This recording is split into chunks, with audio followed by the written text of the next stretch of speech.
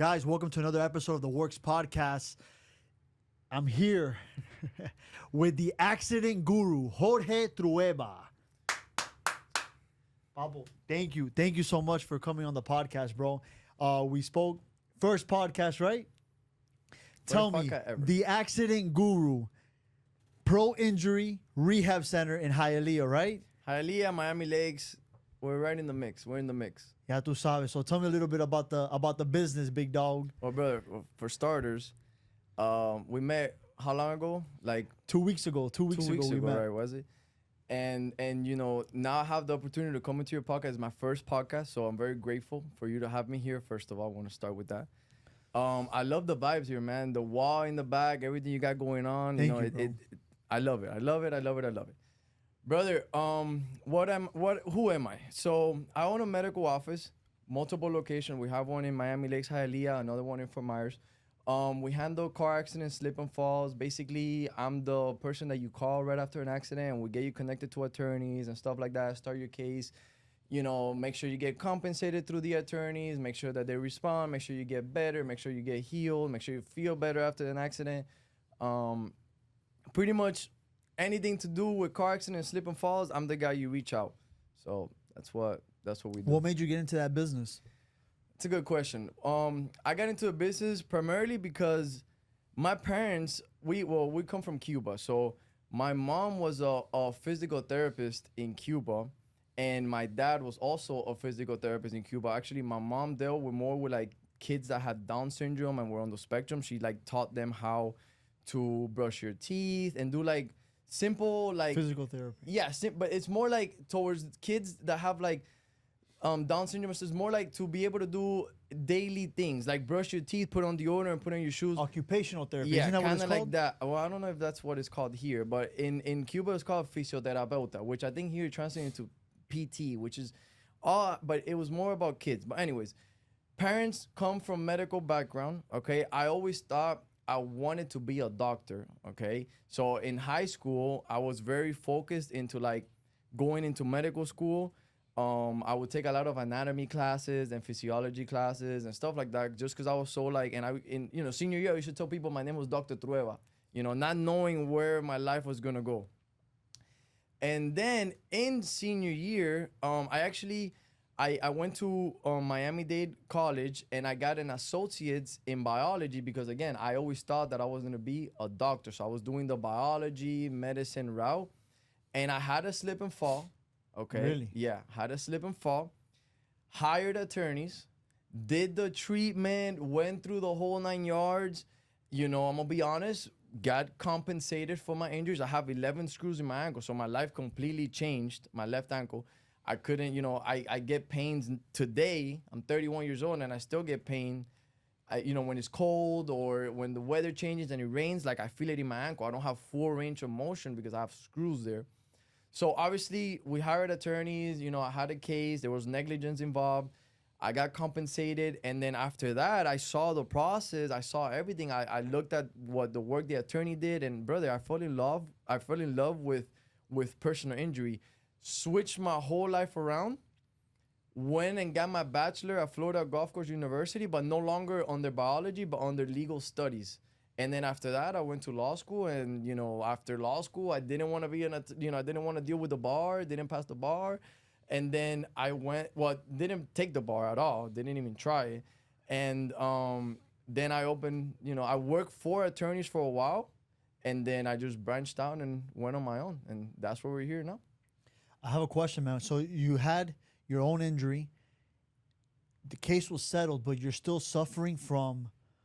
And what happens now? Because you got compensated. So Correct. A lot of people think that, oh, let me go get this money real quick and let me see all this stuff. But at the end of the day, you could still have issues come along and there's nothing you could do about it, right? No, so it's funny you asked that. So when you have any type of settlement, or any type of case with car accidents that you decide to accept compensation, you sign what is called the release. And your attorney will explain this, when you're getting paid or whatever. He was saying, hey, you're signing this, what is called the release, meaning you're releasing all claims against insurance company.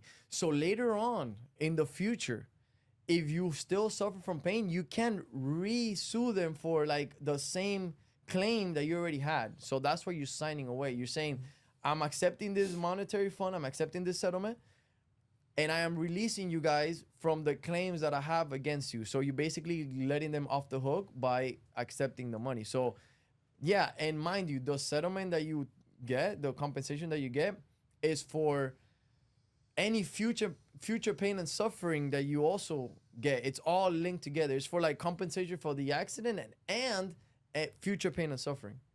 So it's all linked. Yeah. So then I guess people have to really decide whether, if, you know, I'm just thinking now, because we all know somebody that has probably been in an accident like that. And they just, oh yeah, let me just settle right away quick, pero no piensan en what could happen in the future, and then basically you're fucked. My favorite one is Publix. Listen to this. So Publix has a thing that if you slip and fall in Publix, and you literally slip and fall, bam, te resbalaste because there was a puddle, Publix will come, and at the moment you do, you know, you report it with the manager there, they give you what is called an incident report, you leave. The first letter you get from Publix is an offer for $5,000 to accept and settle the claim and release the claim. And how many people go ahead and accept it? Brother, because they have no money and they accept it right away. Brother, it's insane the amount of people that 5,000, no. And then literally they could have like a hip, you know, algo jodido, and they don't even think. Just go to the doctor. Especially men that they don't want to take a day off work to check themselves out. You know, like. I got a story for you, bro. So my aunt lives in Hialeah, there, cerca de Moro Castle. So there's a Walgreens right there on the corner. I get a call. She claims that she tripped. She could have slipped. I don't know. She fell, broke her shoulder. But, you know, she's so honest. Tía, ¿qué pasó esto? She's like, no, papi, no. Tropecé yo mismo. I told the Tía, we're about to, all the Walgreens are going to be called now, you know, Guzman Pharmacy, bro. You know, fucking around with her. Pero yeah, man, there's a lot of people that don't know. You know, they slipped and fell. And no, that's it. I'll just go through my stuff, and they leave money on the table. Correct. Now that she's going through physical therapy, but her arm, she can't. She doesn't have full range of motion. She doesn't. So did she do something about that? Did she? We went to she contacted her regular. She went to her regular doctor. Through Medicare, yeah, left it there. Bro. No, and they went. They cashed her up and everything, and she did some PT work there in Palmetto Hospital. But that's it. She didn't want to pursue, you know, going after walking because she said that she tripped and fell. Yeah. And let me tell you, brother, and I wanna make sure that we're clear on this. This is not no legal advice, and I'm not a licensed attorney or nothing of that. All right. So we wanna put those disclaimers out there. So there's it's not so much, so clearly in your aunt's case, the injury is there because you can't fake a broken arm, you can't fake none of that. Now, what the attorney needs to do, which is where good attorneys come in and stuff like that, that's where we work with the best in Florida and try to be, you know, work with recognized people. They need to basically prove that Walgreens was negligent, and as a result thereof, your aunt suffered that injury. So, for example, I'm in Walgreens and I'm walking and I trip on my own ankle. Eso fue lo que dijo que ella. Exactly, you know, and I trip on my own ankle and I bust my ass, excuse my language, and I you know, I hurt myself. How can we pin that on Walgreens? You get me? The attorney's gonna be like, what did they do wrong? You were the one that needed to tie your shoes. Mind you, this is one thing that in slip and fall cases they ask all the time. What shoes were you wearing? Were you wearing flip-flops? Did you have on like loafers that, you know, like that? Yeah, que correct. Que puede resbalar. Correct. Okay, so all that, it's used by the insurance companies to prove that they're not at fault. Remember, they don't want to pay you. You know, even if they're at fault, they're still gonna try to fight it. A lot of the cases I saw while working under attorneys and doing that is, it happens very often in the cold section of restaurants like Walmart, Publix, Winn-Dixie, or whatever. In the freezer areas, sometimes, you know, condensation or change in temperature. Yeah, the freezer starts to leak a little bit of water. The freezer starts to leak a little bit of water, right? You could very well be walking and slip and fall. But now, how do you know? Because this is another thing that the attorney needs to prove is that Walgreens knew of the water, and they had ample amount of time to basically clean it up, and they failed to do so. So all those are steps, brother. It's not that easy. It's not, boom, I slipped and fell, give me my money. No, it's like you slipped and fell, there needs to be injuries. Boom, injuries are there. Okay, now how do we know that Walgreens or whatever place was actually negligent? Did they know that there was water there left to remain? Did they know that, did they put the signs? Like all these things are needed in order for an attorney to prove a slip and fall. So you hold on, let me just turn this thing off. So going to a quick little question, man. What's some value that you can provide to other working 9 to 5 and want to get out of the rat race? Okay, that's a good question. So, this is something that I wanted to talk about because I feel like there's not enough people talking about it. And it sparked my interest when we were, having our, smoking cigars and stuff, and we were kind of like having meeting of the minds is kind of what we did there. Brother, the importance of monetizing your coworkers. Okay, you know how they say, like, how a lot of the gurus and a lot of the books that you read, they say, like, some of the first customers you're gonna have when you do entrepreneurship or stuff like that is going to be your family and friends. Mm-hmm. Friends and family, right? I wanted to extend that. I wanted to be like not only friends and family, but your coworkers. They already have an income, and basically it's the same income that you have. Let me explain it to you. I was working in a law firm, okay, 9 to 5, and I wanted to be an entrepreneur, work on my own, etc., etc. So I was saving up capital. I knew exactly what I was doing, mind you. I had a plan. I knew I was gonna work 9 to 5. I was gonna save up capital for X amount of time. Once I had enough capital to invest, I was gonna go on my own. So any way that I can increase my capital, I was doing it. I was working in a firm, and there was other workers in that firm that were getting, we were getting paid by the hour. So everybody around me was either paid more than me or less than me or the same as me. Basically, if you're working in McDonald's, everybody's getting paid the same. If you're working in anywhere, pretty much if you're doing commission, who's making more, who's making less, but you pretty much, when you're in the work environment, more or less what everybody else is making. So during that time, I was working a 9 to 5, getting regular weekly paychecks. I wanted to figure out how can I increase my income while being at work, right? At that time, I was driving a Tesla Model S, 2018. The main attorney hires a new employee. He comes in, he's like, oh, I just hired this bulldog from another firm. He's going to be top in this firm. There's competition inside law firms and stuff like that, which is healthy. I love to work in environments like that. So he introduces him. I'm in my head, I'm like, okay, maybe this guy's out here to take my job. You're working 9 to 5. So you're like, who is this guy that the attorney just hired? Like, this guy's going to get me out of here. You start thinking about stuff like that. Brother, they sit this guy next to me. I start talking to him, just another dude just like me. And then he starts telling me, he's like, man, I've never been inside a Tesla. I've always wanted to have a Tesla, blah, blah, blah, blah, blah. I'm like, man, let me fix this for you. I'll rent you my car, $350 a week. Whenever you want to take it, you can take it. Brother, it got to a point that I was getting half of his paycheck, paying my car, because my car was only like $400 a month.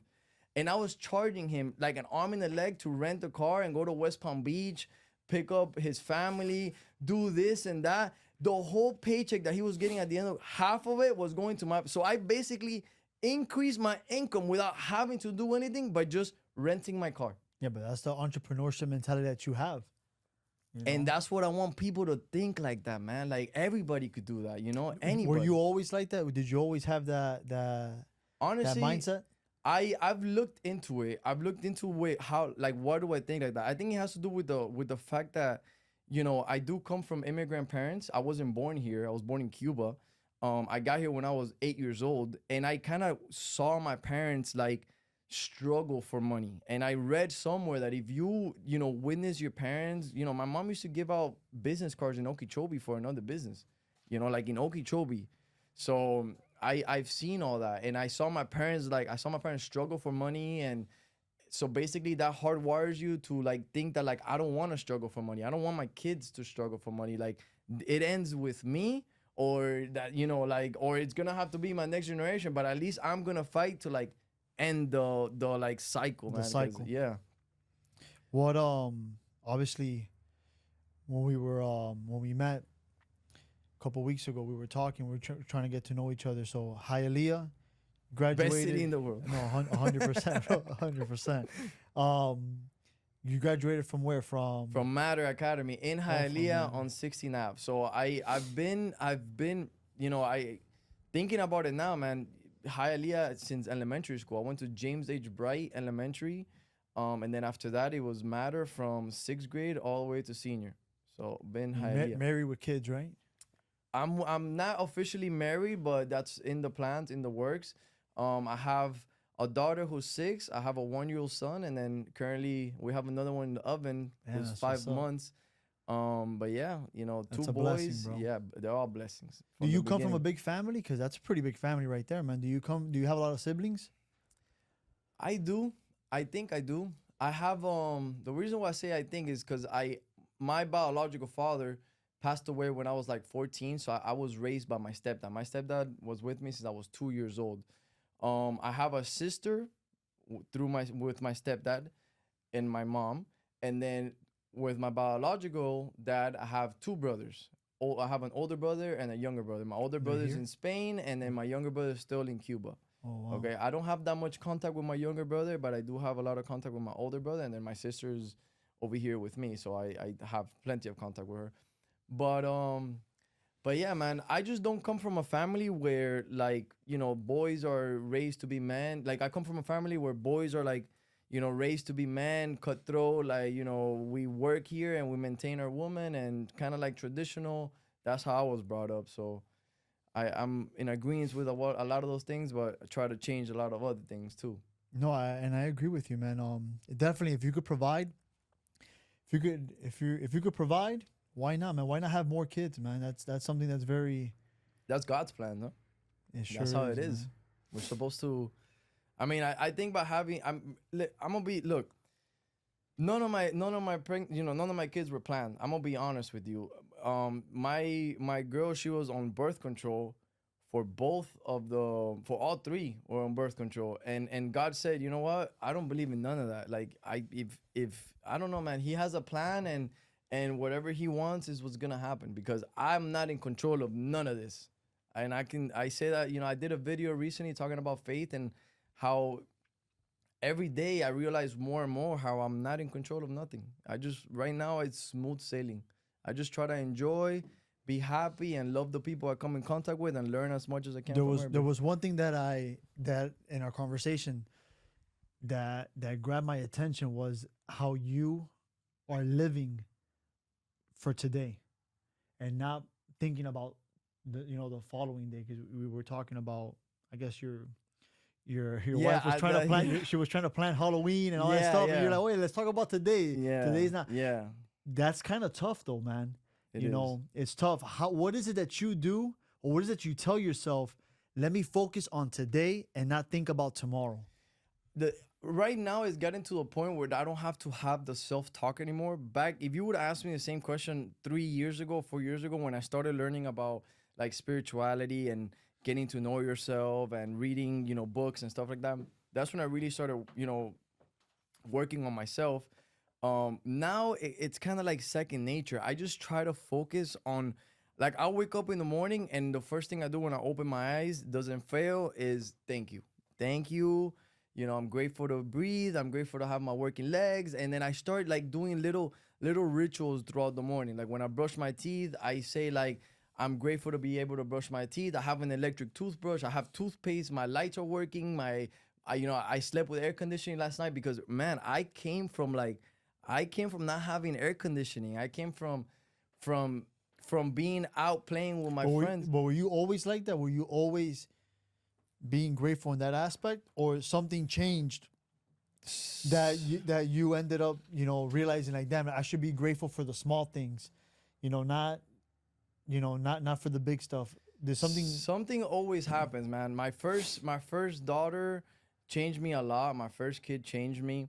Law school changed me a lot because I will be reading a lot of books about law, and then at the same time I started reading a lot of books about spirituality, awakening, all that stuff. And then little by little I started learning so much to the point that I realized that law school was a business. I started to realize, have opening of my conscience is what it's called. I started to see beyond what was really in front of me. And after that, I just got deeper and deeper and deeper, learning, and practicing meditation. I go to a lot of salt caves, which are amazing. They clear your respiratory system. You ever done that before? No. You need to try it, man. So basically, the Himalayan salt, the pink salt, it's a room made out of it. Really? The whole room, the floor. So is there a place around it? Yes, really? It's super. Listen, when you go, Or is it on the West Coast? There's everywhere. I went to one in Plantation. It's really nice by Jacob's house. Really, really, I recommend both of you. What is it for? Brother, it's called a salt cave. So basically what it does is it clears your whole respiratory system. So you're in this room like this. Imagine this. You have rocking chairs. It's a low dim room. The floor is imagine a beach, but it's all Himalayan salt. Salt on the walls, Himalayan salt everywhere. And there's a machine blowing salt in the room at the same time. So you're constantly breathing salt in through the air and this and that. When you're done there, you're just spitting phlegm. It's like, imagine when you go to the beach. What happens when you get a lot of salt water and, te limpia, all that. Yeah. So imagine being in a room full of Himalayan salt. Mind you, they give you a little, the one in Plantation, they give you meditation. So you could put on a headset and meditate and, relax. And brother, it's an experience. If you haven't gone, I have to check it out. I want to take you. Because it's not a place where you're going to talk. It's going to be like a place where we're going to sit down and we might talk in a different dimension if we get up there. But you're just going to be like this, and you're going to be focusing on the moment and enjoying the moment. I need that, bro. Yeah, and it's very beneficial because even smoking cigars and stuff like that, you want to get a little detox from that and kind of cleanse your lungs. Y lo que termina ahí is spitting a bunch of phlegms out. You said something that grabbed my attention. It was when you were studying law, and it made you see reality in a different aspect. Can you tap into that? What exactly what was it that made you see things different? Yeah, you're getting deep into this. All right. No, because it just stood out, bro. It stood out. I was like, how is that studying law? 100%. And you're gonna this is gonna resonate with you because I feel like this is the beginning, the beginning block to everybody. Brother, you wanna know what it really was? I was studying a lot I was reading a lot. In the book that changed my life, it was The Secret, bro. I'm gonna be honest. I know this is it might sound corny. That's the first book that changed my life too, bro. It made me believe that everything is possible. Whatever I put in my mind made it possible, bro. So that's crazy. I thought I was the only one that because everybody hears about that book. Yeah, and how you said it makes it sound corny. I don't really tell a lot of people, but that was the first book. The thing is that it got too much in the limelight. So I feel like there's people think that it's woo, whatever they call it, woo. And brother, I'm a firm believer to the I try to be that by the T. And after I found The Secret, my life did this straight down. My dog got run over in front of me. Crazy things started happening. To then my life dropped out of law school. Didn't know what I was doing. Uber. I've slept in my car. You go through it, bro. I've been through down bad. But once you get there, you're not afraid. Because now I think about it. I'm like, what happens if I lose it all? What happens? As long as I have my health, I'm going to survive. Because I'll work at McDonald's and I'll make it. You get me? Like as long Yeah, as you I can't have, be scared of failure, bro. yeah. Can't be scared of failure. And once you make it to the point that you have like $5 in your bank account, you look at your bank and like dude, it's bad. And you get out of there. Now, if you get back there, you get out of there again. 100%. You get me? That's what happens to a lot of entrepreneurs. All right. So getting back, so you, like I said, you just trying to bring it back The around. secret. No, well, no. We'll keep going from there. we'll get into the secret, but I just want to know, law school, studying law, made you realize something else. It made you realize something else. You said that what reality is. It brought another. And I'm gonna elaborate more into this. So not only the secret helped out a lot too. In law school, you get drilled on the first year, and I don't feel like a lot of people don't talk a lot about this. A lot of lawyers, you get drilled a lot on the way you think. So the first year of law school is changing the way you think into how an attorney thinks. That's literally the first year, brainwashing you. To think how an attorney is supposed to think. How is an attorney supposed to think? They're supposed to question everything. Okay? And that's exactly, it's called thinking critically. It's a higher level order of thinking. Right now, when you go to like high school, when you go to college and stuff like that, all you learn how to do is memorize. Okay, you basically you read a book, you try to question memorize anything, and then you regurgitate what you basically memorize. That's basically all the way to my bachelor. It was like that. In law school, now you gotta read writings from opinions of judges, basically, and kind of depict what is that judge, how did he apply the law, and you try to get into his mindset as to how was he thinking when he applied the law. Mind you, that you do that in criminal law too. They talk about a lot about mens rea, which is the criminal mind, and what mentality was the person when he committed their crime. So it's a lot of the way you think. It's critical thinking. So they train you on that. They train you and teach you how to think critically and how to use higher order of thinking. That conditioning plus the secret don't mix well. Because with the secret, you start questioning about deeper things, not so superficial. Like, what is this that what is even law school? What am I even doing here? Why am I here? And once I started asking those questions, it was like, okay, why am I in law school? First answer, for money. Okay. Why am I in law school? For money. Okay. Do I need to be in law school for money? No. Who are the richest people in the world? Are they attorneys? No. Do they have a degree? No. Okay. So little by little, like asking questions like that, you realize that you need to be an entrepreneur. Don't work for nobody else. School's a business. The bar's a business. Medical school is owned by pharmaceutical companies. That's, my opinion. Well, it's not my opinion. It's like proven, that's why when you go to a doctor with a headache, they say you need to drink an aspirin. And that aspirin is created by the pharmaceutical company. So at the end of the day, who makes all the money? Pharmaceutical company.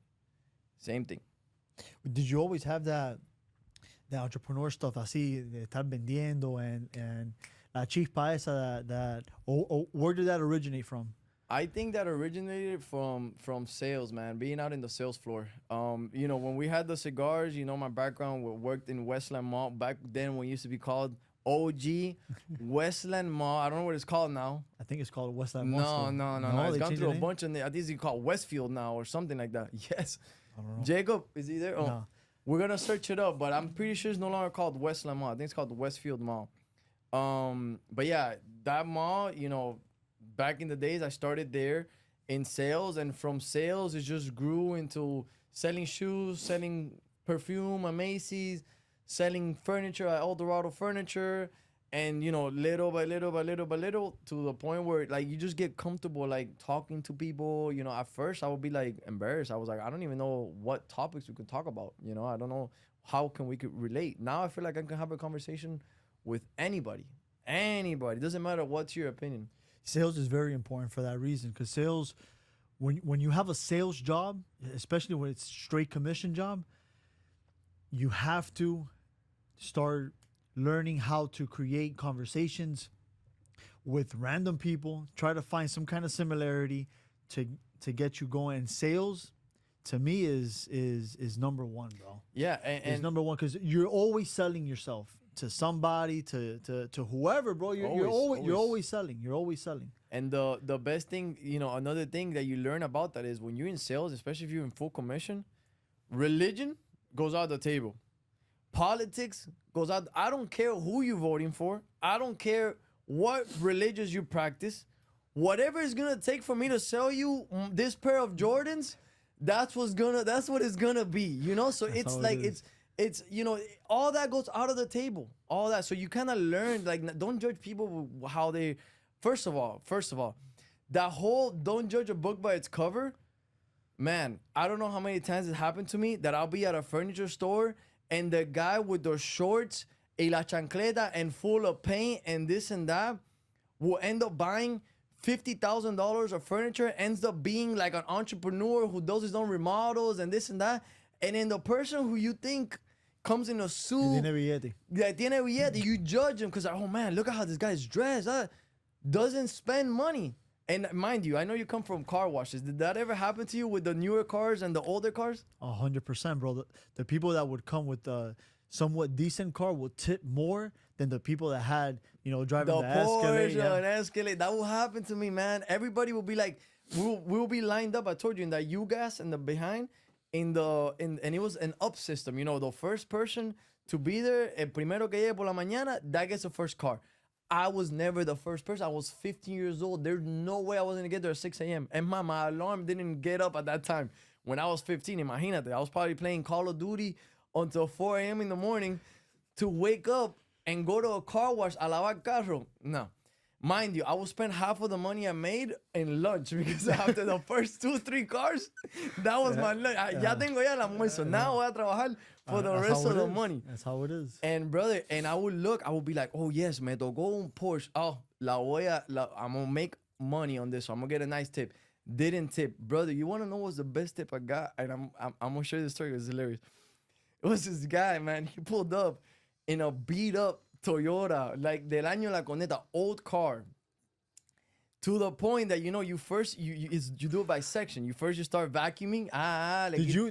Did you start inside and then work your way out, or did you start outside and work your way in? No, we had to start. We had a method. We had to start inside and then do outside, and then you do from the top down. That way, like el agua escurra para abajo, and then the last thing you wipe is the tires and the rims. But you start vacuuming and you start vacuuming inside first, and then you do the outside. Okay. Let me tell you this story, brother. So the Porsche people, Ferraris didn't tip. Man, this guy comes in a beat up Toyota. He comes and parks the car. I tell him, yo, we got to park it. Mind you, they usually give me the keys and I'm able to move it around, yada, yada, yada. I did not want to drive this car. It was a beat up Toyota. I was like, nah, yo no quiero ni manejar esto. Whatever. But he left me the keys. First station was vacuuming. ¿Verdad? I start vacuuming the inside of this car, blah, blah, blah, blah, blah. I finished all the inside, start doing details, yeah. I need to move the car to the next section. Mind you, there's people waiting. Other workers are waiting to get the vacuums and parking behind me. Brother, I get inside this guy's car to turn it on, and he had one of those machines that you have to blow on it from a DUI to turn it on. I'm 15 years old. You have no idea what it is. Have no idea. I don't even. Or you have to call it, and they have to give you a pin. Brother, I didn't even have a cell phone. I probably had one of those flip Kyocera's or whatever, a Nokia, whatever. No me diga que le pusiste la boca ahí. No, hell no. Listen, brother, I llamar a este hombre a ponerle, to turn that on because I had no clue what it was. Bro, this guy comes and starts. He said, but I cannot make this up. No te apures que esto es con calma. Bro, like it would turn purple, and then he would try to turn on the car, it wouldn't turn on.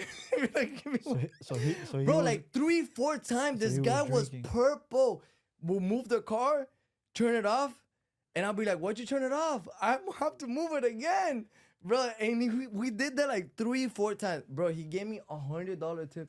The biggest for tip. The inconvenience. For the inconvenience. Al final, I felt bad. I was like, because mind you, it took me triple the amount of time that it would have taken. It was a small car, and it took me like a long time. But I guess you saw that I was like doing a good job. And just to circle it back, it goes back to the fact that the guy with the messed up car and the DUI tipped me better than everybody else. That's how it usually is, man.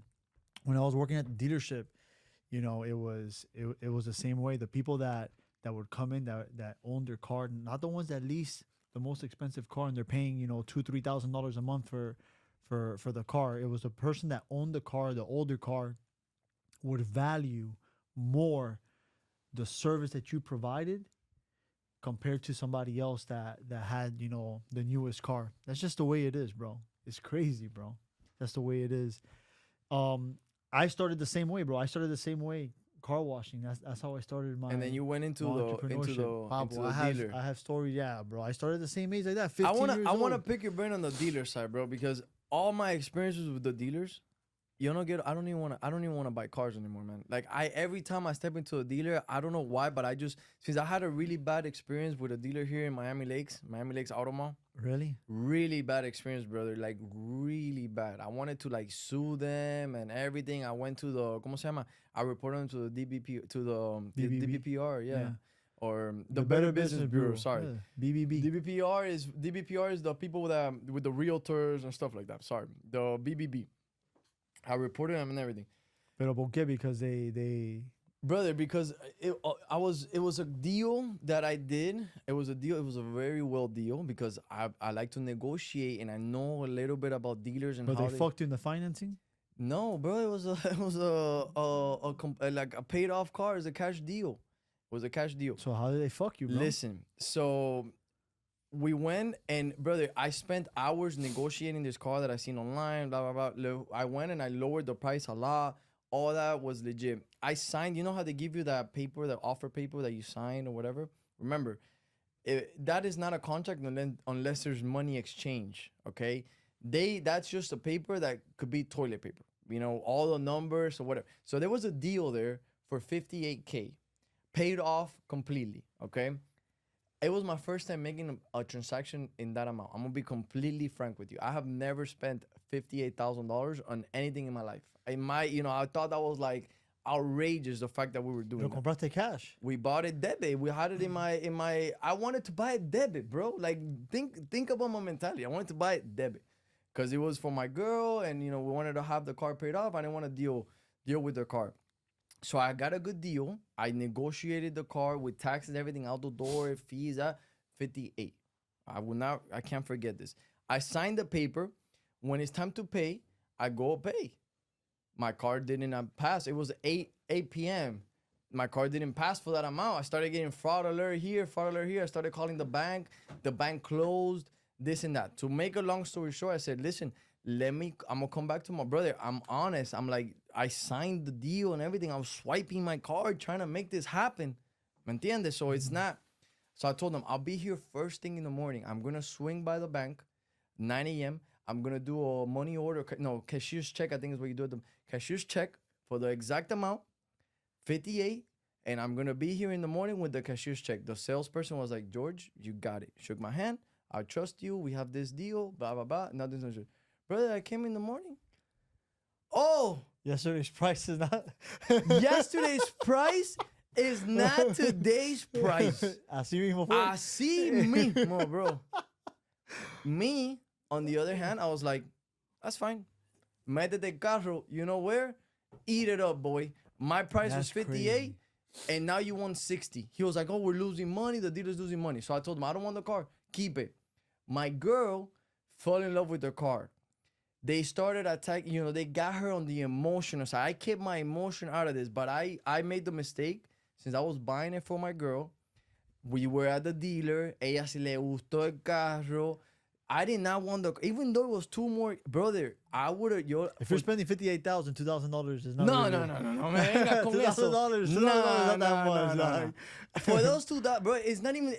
It's not the 2,000, brother. Es la palabra. It's the business. Like, brother, like you don't do that. You don't do that, bro. You were trying to go in there making good business. But yes, and I'm giving you I'm paying off a car. Like, this is not a finance deal. Like, this is a technically, it was not a cash deal. Because it's not like a money that I have cash. No, it's a cashier's check. It's money in the bank. You get me? Like, there's no fraudulent or nothing like that. You get me? And then for me to come the next day and you tell me, oh, my sales manager reviewed the deal and we're losing money on this deal. Es no problema mío, people. Te tocó perder. I negotiated better than you. But they said yesterday's price, not today's price. You didn't leave any deposit. You didn't ask me for a deposit. You didn't leave one either. You get me? It's like that. Tú no lo hiciste, tú no lo pediste. Therefore, that's not a viable contract. Me cogieron. It's true. I know. I went to law school. Without a monetary exchange, it's not a valuable contract. It's just an offer. So did you end up paying the 60? Yes, bro. I paid the 60 because la mujer mía empezó a llorar. Of course, bro. You know, so. She wanted the car. But What brother, was it, a truck? No, it was a Mercedes. It was the GLC 300s, little SUVs. Yeah.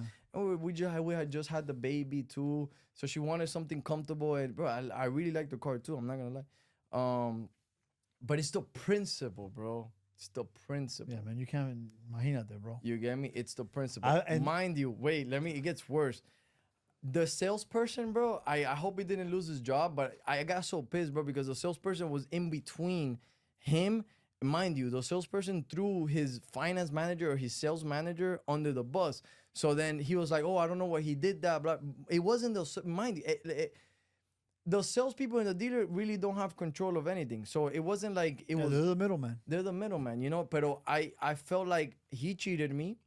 His sales manager cheated me. But then when he tells me, oh, I don't have any control of that, it was him. I told the salesman, I'm like, look, even your own salesperson saying that it was you. You get me? Because, like, brother, I wanted to get in contact with the owners. I did the BBB, blah, blah, blah, blah, blah. Nah, did they get back to you or no? Yes, here's what happened. Brother, I'm telling you, like, I wanted to fight this. Since I took steps, like I did a bad review, like I made, scammers and this and that. I took the extra step and my girl really wanted the car. They said, you know what? We're no longer going to sell you the car unless you remove the reviews. So now they're blackmailing me with the car. And you still bought the car, bro? Bro, my girl, it was either get rid of her or get the car. So I got the car. Yeah. End the story. But it left me, bro, my taste with dealers, especially the ones in La 57 y El Palmetto. I want nothing to do with none of those dealers there, bro. And I'm sorry to say this, but one ruined it for all. I bought most of my vans for my business. They're at Miami Lakes Auto Mall. Imagina, I was buying a Mercedes at the Kia. Hopefully this gets cut. A lot of this gets cut. Yeah, but it was, bro, the Kia out of Miami. I was buying a Mercedes there, brother. Yeah, because it was a good deal.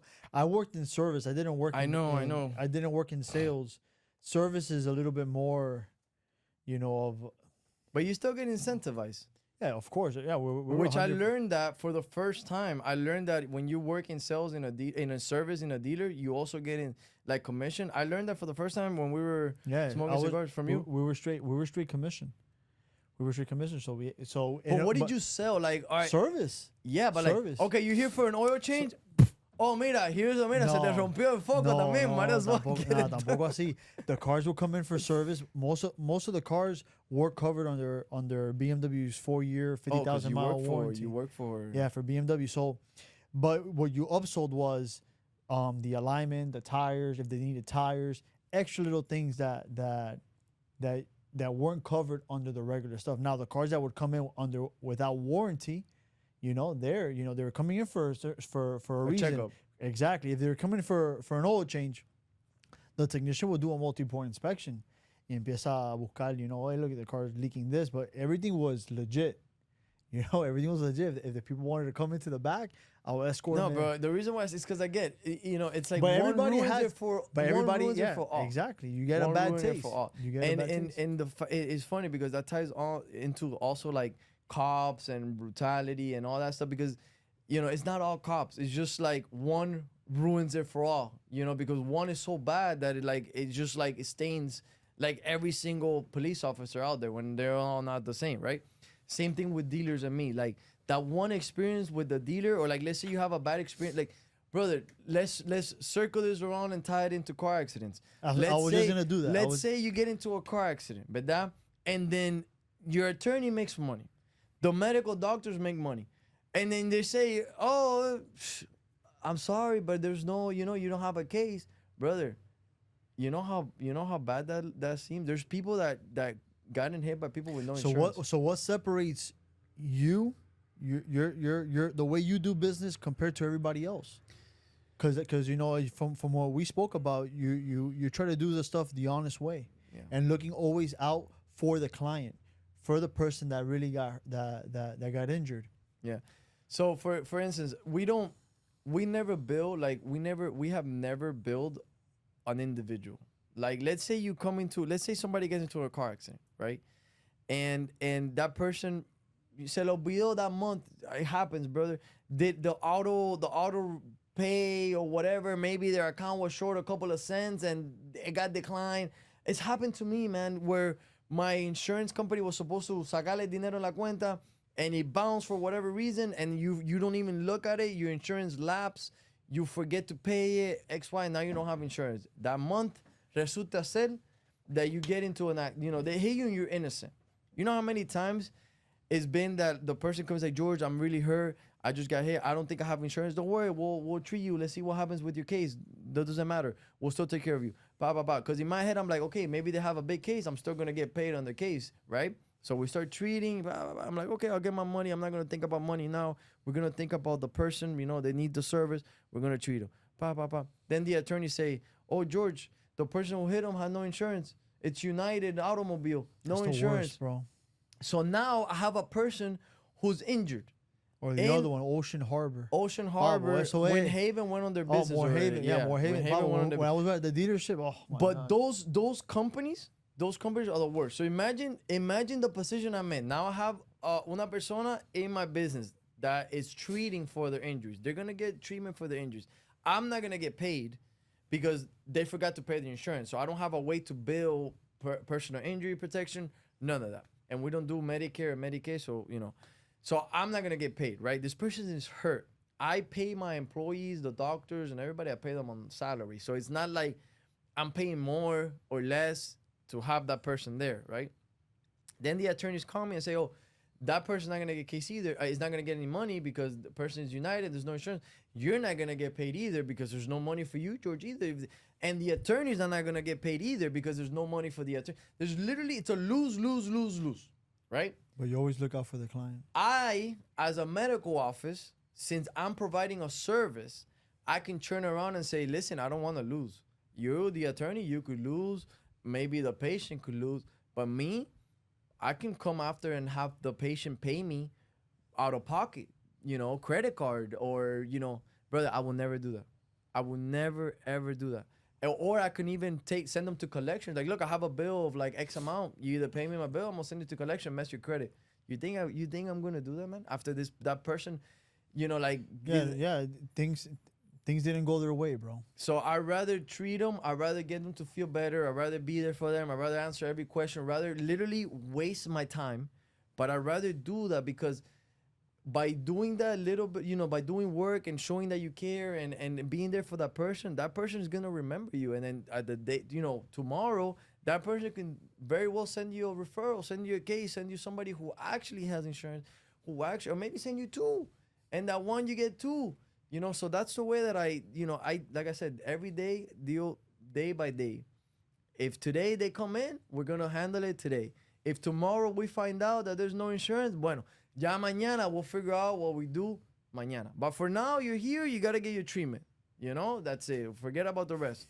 That's the way, we try to do things like that. Man, there's cases that I haven't gotten paid. I mean, you win some, you lose them. You just try to win. That's how it is, man. You try to win when you can, and that's it.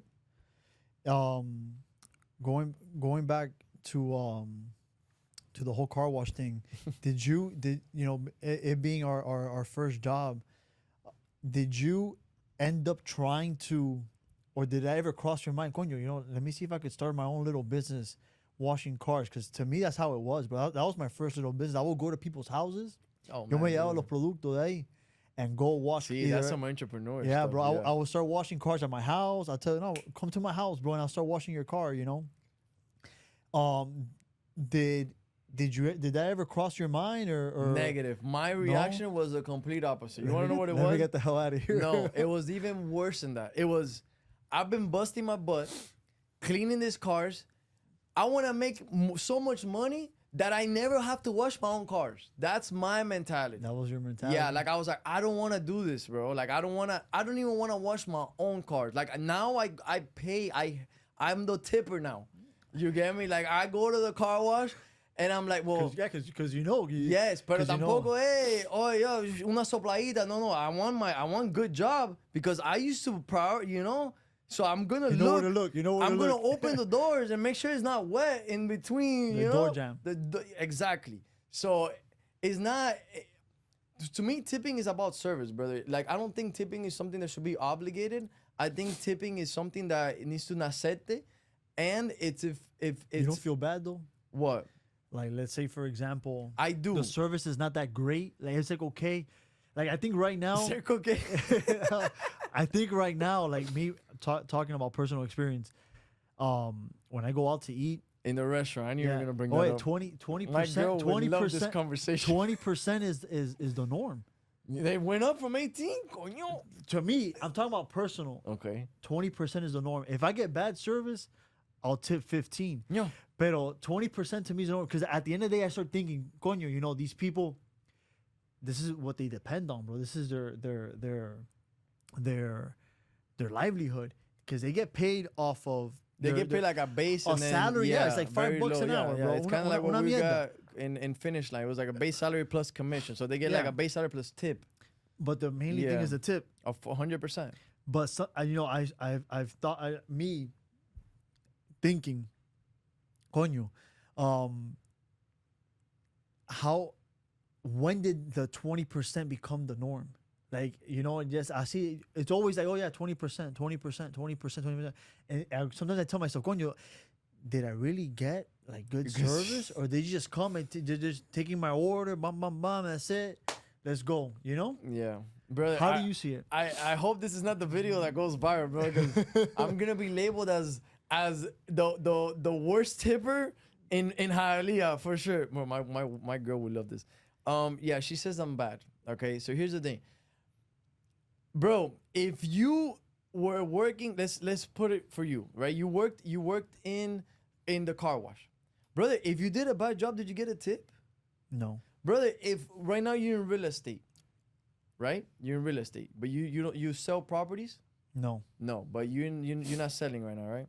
Well, we have realtors that I'm partnered up with a brokerage. Okay. So we have realtors. Okay. So you're not mostly in the but sales go side. Go ahead. The point is, bro, like it's all about service. It's all about service. I feel like tipping has become a norm, like that 20%, but it's because of society. It's because you don't want to be labeled as the bad tipper.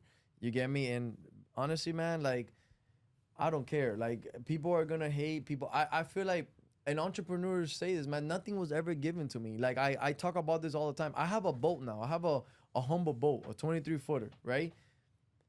I had to buy my own boat in order to go out, because when I was a kid, I didn't have nobody to be like, oh, come on my boat. I'm gonna let you ride for free or none of that. You get me? I had to like hustle, get my own boat, so then I can do that. So in my opinion, man, when I go to a restaurant, like I know it sucks, man, but if you're not providing a good service, like it's very few the times that I do not tip. I do it. Do it. I've never. Bro, what? Yo sí me voy ahí con la cara con la cara así, and I walk out of there. I feel bad. Listen, I feel bad. How bad does the service have to be, brother? Bro? I've never gotten really bad service like that. Nah, bro. I've gotten some, and it's hard for me to like put it on. I'm telling you, the one for this will be my girl, because my girl will be like, babe, you really not gonna tip? I'm like, heck no, I'm not gonna tip. No, babe, leave something. I'm like, nah. And then we'll talk about it after. I'm like, babe, what did she do? Babe, what do you mean? She brought you your food. Coño. That the bare minimum. She didn't even say, you know, how are you guys? Good evening. You know, like it'll be things like that. It'll be like, I don't know how to explain it. For example, a bad service will be, let's say, oh, I'm with the kids all the time. Oh, can you bring out the kids' food first so they can eat? And then minutes pass by, hours pass by, you know, a couple minutes pass by, and then all the foods come together at the same time. Like, coño, didn't we say it's little things like that. But trust me, we've had experiences where it's been like, yeah, you don't deserve nothing. You didn't even deserve me being here and eating this food. You actually leave 0? 0. Put a 0 and then I put an X on it, like a line on it, across. I have a friend of mine. He he ended up going to some restaurant. I don't want to say the restaurant's name. And Macho, he ended up leaving a tip, but the service was horrible. They served him like cold ass chicken. He's probably gonna listen to this podcast. That's not his. That's not the service fault. That's not the service fault. That's the kitchen. But I guess, but I don't know, man. This is what he told me. He's like, and he's probably gonna listen to this podcast, and he's gonna know exactly what it is. He's gonna know. Yeah, that's me. He's gonna know that I'm telling his story. So, he said, Sam, I left him a penny tip. Coño. Right? And the reason why I left him a penny tip, and I wrote it. That's petty. That's petty. No, he said it's so they won't think that I forgot to tip them. It's so they could know how bad of a service it was. Yeah. And they're able to realize that it was horrible. You never done nothing like that, right? Not to that extent. I've gone cold turkey. My dog, well, he had a vendetta. He was like, I'm gonna let them know how I feel, you know. I put 0 and I try to like get out of there before they like either pick up the tab or whatever. But man, you know, this is not to encourage at all, like no tipping, you know, because at the end of the day, those are hard workers and, you know, but that person that got the penny tip, how do you think that person took it? Do you think that person said, oh man, I need to better myself. Exactly. So we hope that person's going to say, coño, I got a penny tip. Something, I must have done something. So how can I, now the people who don't make it in life are those that are saying, give me a penny tip. You know what, man, screw that guy. I know I did a good job. I deserve more. Like, you know, this and that. It's those who realize that, coño, I maybe suck as a waiter. That's why I got a penny tip. Let me, make a little bit more effort. So next time. Improve my service. Improve your service. So knowing the fact that